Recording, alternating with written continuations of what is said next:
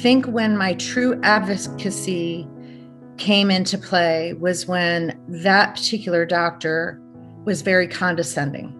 And I remember speaking up in there and saying, I don't think you're the doctor for us, and walking out and telling my husband that I would not support him going to that doctor. So I think that I had that in me to advocate for my husband's care.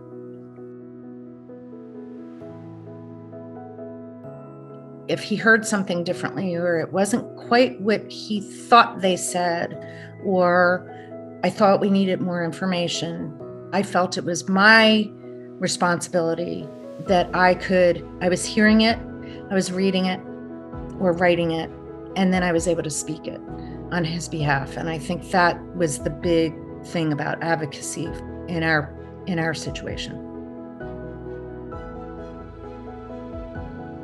The definition of a really good advocate is being what the patient isn't and what they need in order to get as much information to make the best decisions they can make for their own care. You have to be the eyes, the ears, and the mouth.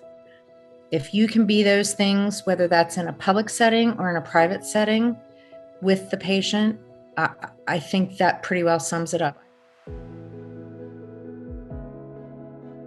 For me, my needs were somewhat simple. I needed people to stop badgering my husband for information because he couldn't come to terms with it, I think. And I just wish more had come and said, how can we help you help him? What can we be doing for you to support your support of him? So to be honest, for me, I did a lot of saying that, like, back off. He's only going to share what he wants to share. If you want to know something more, ask me and I'll share what he is allowing me to tell you. And I can tell you what he needs because he doesn't know what he needs. And he didn't know, but he sometimes didn't know. And respect the choices. I would say that a lot. I understand that you've read this or you've heard that, but we have to make the best decisions for us with the information that we have. And you may not have the information that we have. And your friend, what you read, etc., may not be everything that was going on.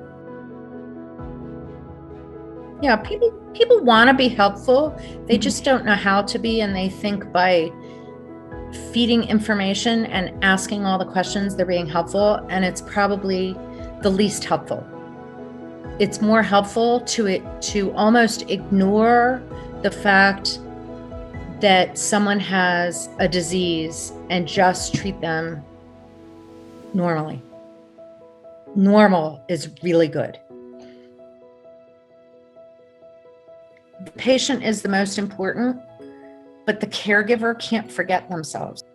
It's not about making yourself sick and making yourself less than. It's about being the strongest team member you can be. So to me, being your own best advocate means taking care of yourself, number one. And number two, for me, it was being the best team member for my husband. I came first personally, but he came first in terms of the illness. And as I've said earlier, I be the eyes, the ears, and the mouth for the patient.